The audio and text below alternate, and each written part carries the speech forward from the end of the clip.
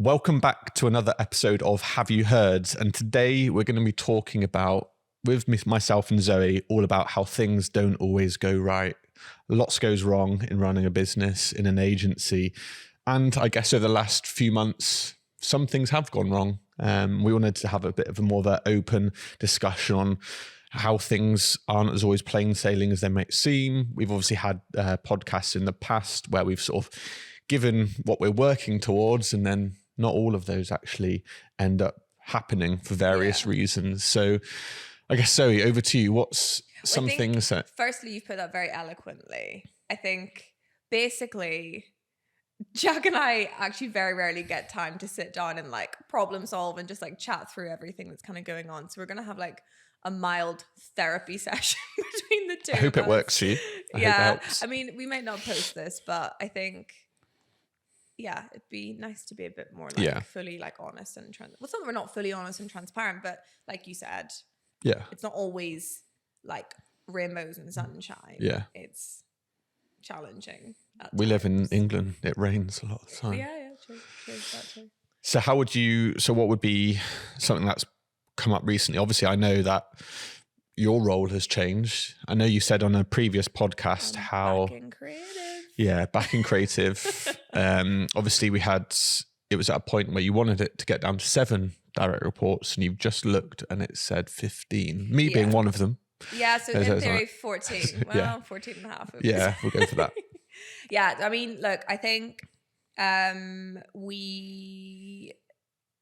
have had to step back into creative because we no longer have a creative director. It's been a role that's been really, really hard for us to fill. And I think it is because it's a difficult role to do. Do you know what I mean? There's a lot demanding role. It is. And I think we've kind of learnt from the changes that have happened for the people that have, had a crack at that role. And we've decided that we're not going to hire in that specific role again. And we're going to split those roles up and bring people that maybe aren't quite at director level in, that maybe more at senior manager level, and kind of bring them in, train them in what we kind of need to do, because it is a unique offering, and actually defined creative directors that like well and truly understand social and have all the skill sets of being able to like nurture a team and like manage progression. Like it's just been really difficult. So if you're out there and you can do that, then hit me up, please. There's probably like 5 to 10 in the UK, mate, like tops. And I think the thing is that like sometimes like with creative, it's sometimes for social, it's just not that deep. Like sometimes you have to be a little bit silly, and sometimes you will sacrifice a little bit of art direction in aid of an algorithm, and sometimes that doesn't like necessarily come to traditional creative directors in that way, because that's not the way that they're trained. But yeah, we have had a little bit of difficulty in that role. And I have stepped back into that. So I am now creative director and managing director at the same time. But to be honest, like I actually really enjoy the creative side of it. And like I love working with the creative team really closely. There has been some great additions to that team as well. Yeah, exactly. Like that team has grown well. so quickly. Like we've got production coordinator, title TBC, but Caitlin's kind of moved into that role, and there's conversations going, but she's absolutely smashing it. So there's been loads of additions, but yeah, I think that because we were working on like loads of processes, and we had Operation Lassie, and like trying to get like everything kind of like firmed up so that anytime someone came into the business, there would just be like a plethora of like videos for them to watch, and they'd be able to know exactly what they need to do for invoicing or onboarding a client or like comms and that was kind of like my baby for the year.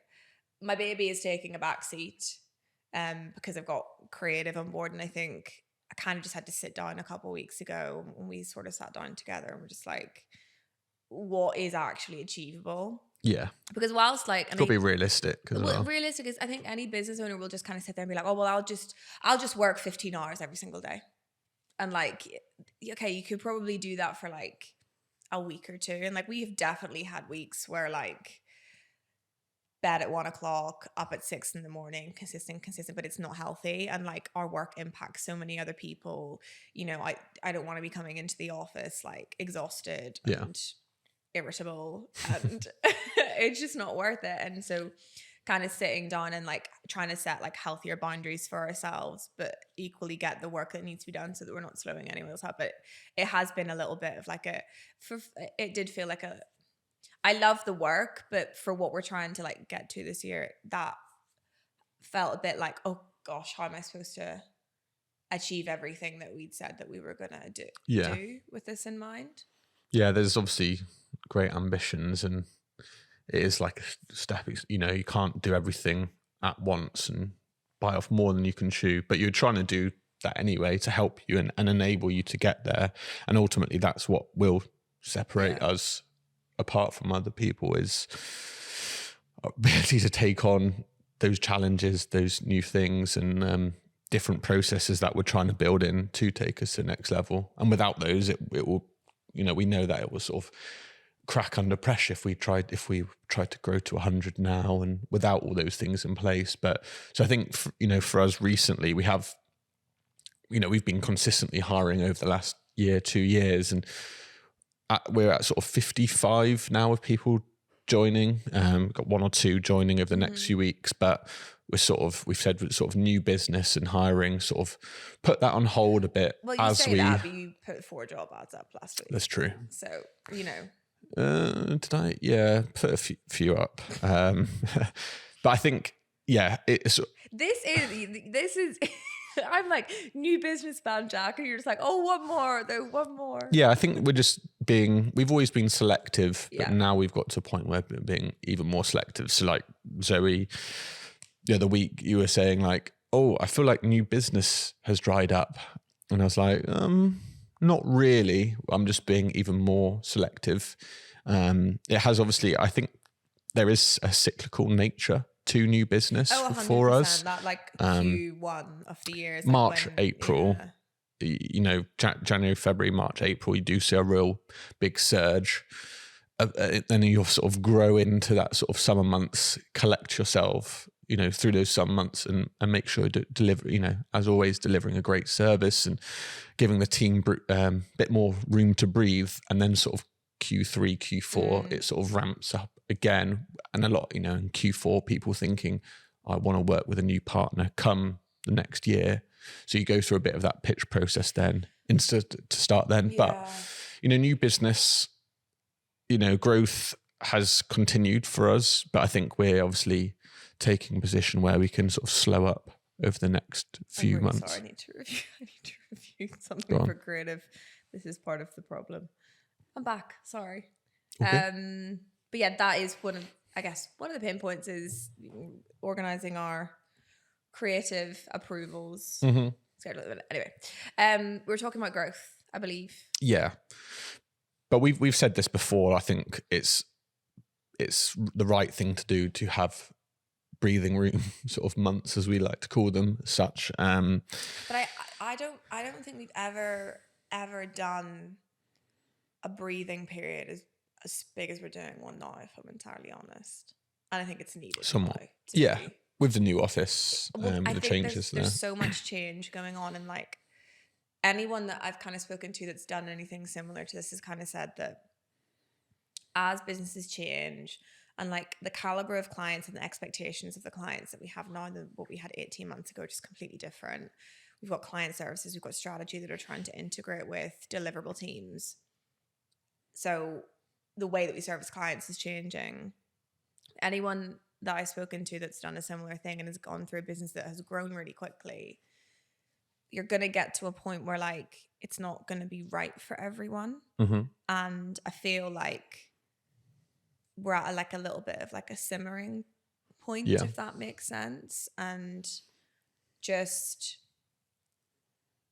getting everyone fully to understand like where we're at as a business now, like the types of agencies that we're pitching is like we're pitching as agencies that have been established for years that are attached to like your big network agencies now. Like we're not playing in the same field that we used to be playing in. And so I think whilst yes, we know that growth is cyclical and stuff. Like we are at like a little bit of like a simmering point at the minute, I would say. Yeah, no, it makes complete sense. And again, it will change even more so with the addition of more people as well. It does get to a point where,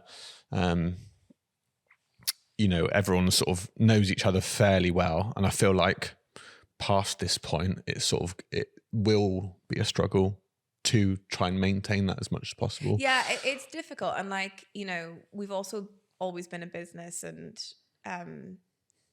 like our staff turnover has always been like so low, if that makes sense. And like naturally as we grow, more people you have, more people will leave. Yeah, like 5% of, no, that doesn't quite make sense. But yeah, you're right. Like more people will leave and stuff. And so like we're also like going total through number. like a period of like learning how to handle that better. And like it's hard when people leave because you're like, oh, like we've grown together. Like but it's just kind of like what happens and stuff. So I know I would say that we're in quite like a transitional period as an agency, and that naturally is going to come with change and added complexity and processes.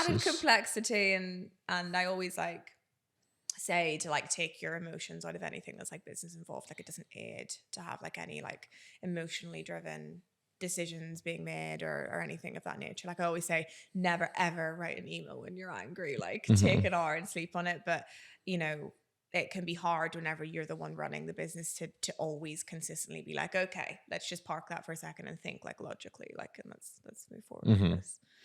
What are some other areas that you're finding that has changed or has been challenging, difficult? The office, I mean, now it's all smooth sailing. Yeah. But that was quite a stressful. Yeah. For anyone that doesn't know, we had a budget for the new, like, I feel like on an episode of Grand Designs where they're like, oh, this is our budget. And then like you see call them like, stupid. You're like, oh, you're an idiot. It's never going to stay on that. But yeah, we are in that situation now where we set a budget. We're now at double the budget that we'd set for the office renovation, which is absolutely fine. And we had to kind of like look and make a decision as to how are we going to fund that. And we could have fronted it cash, but like it just didn't really seem to make sense to do that. No. So we've done, we sort of went through the option of taking finance, but it's obviously a large chunk of money. And to be fair, like Stephen, who worked it for us, did it really quickly. But I wouldn't say that was actually like we kind of knew it was going to get fixed, but it was just a thing to deal with that potentially took up more resource than we anticipated it to need from either of us. And I think without the support that we've had of both Kelly, who's been integral as a part of it, as well as Stephen, as well as Interaction, who are the office fit out company, to manage that process through. Because like I've got a friend who's like, why don't you just do it yourself? It'll be so much cheaper. I'm like got a lot to do. Yeah, it's multiple people's full-time job for a number of months on a part of like Interaction. Basically, we've got people there that are at their full-time. You've got a site manager, a project manager, everything like that. Designers that have spent hours and hours and hours organizing all the contractors, getting everything on time. Having a schedule, everything like that. There's so much that goes into it that it wouldn't look half as good, and it would just have been absolute chaos if we tried to ever attempt I actually anything don't like think we would have been able to do it. Like I think it would have been physically impossible. We would have sat there with an office space empty for 6 months because we were trying to get our, which costs you money. It does, because you've got a space that you can't use and you're paying rent for. So it's costing you money. So that it saves on getting professionals ultimately who can do it to schedule. The build time has been 6 weeks, so it's been time pressured, and it's obviously put a lot additional on our plates and Kelly's plate and everything like that. But it's gonna hopefully pay off. Now. Like our site visits are great. But I think that was something that kind of crept in. I think the other thing to know is that like whilst I'm not doing my traditional role or like what we had kind of planned for my role this year, at the minute you're not doing yours either.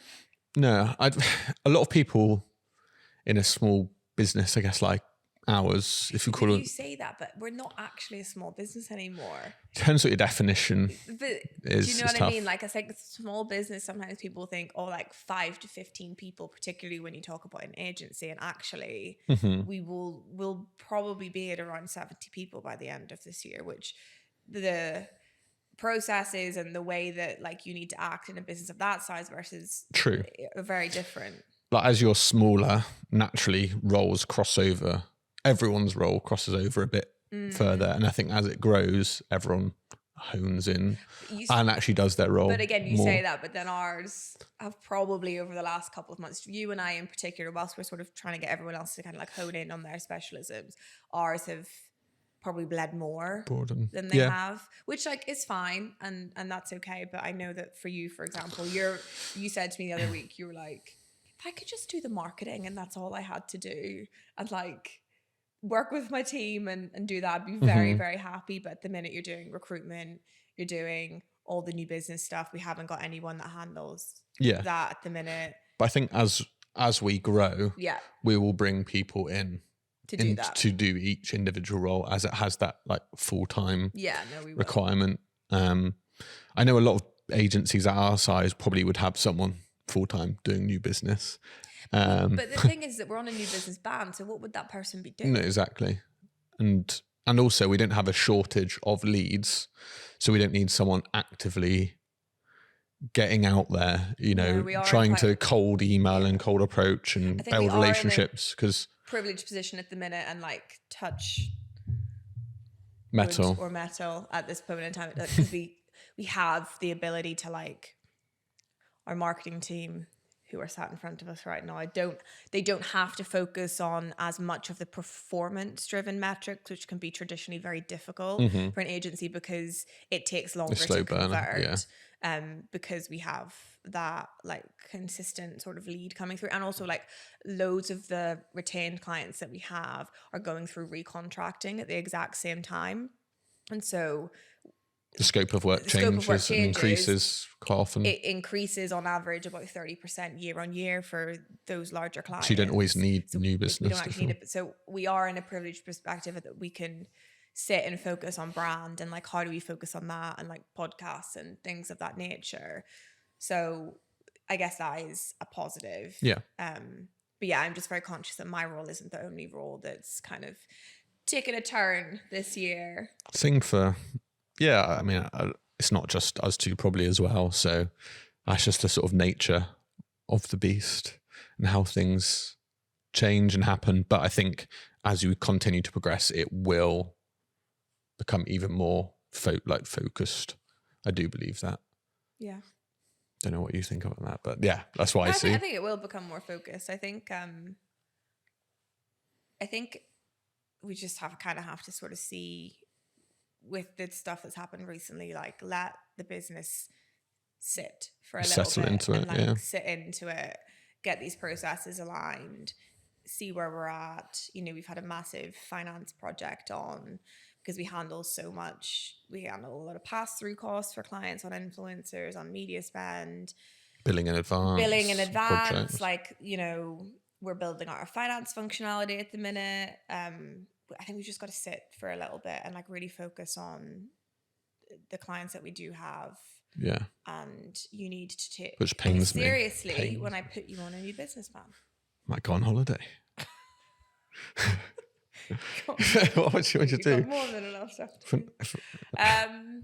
Fine. Well, have you finished on a therapy session? Yeah. I hope you feel a bit of relief from that and can move forward with a smile on your face. Always smiling. Good. Most of the time. I do have quite like a furrowed brow though, I've noticed. Well, okay.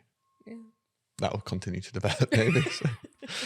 But yeah, thank you very much for listening to our podcast. We'll definitely be, we always do these sort of reviews as a over a period of time as well. So please do subscribe along and keep an eye out for future videos.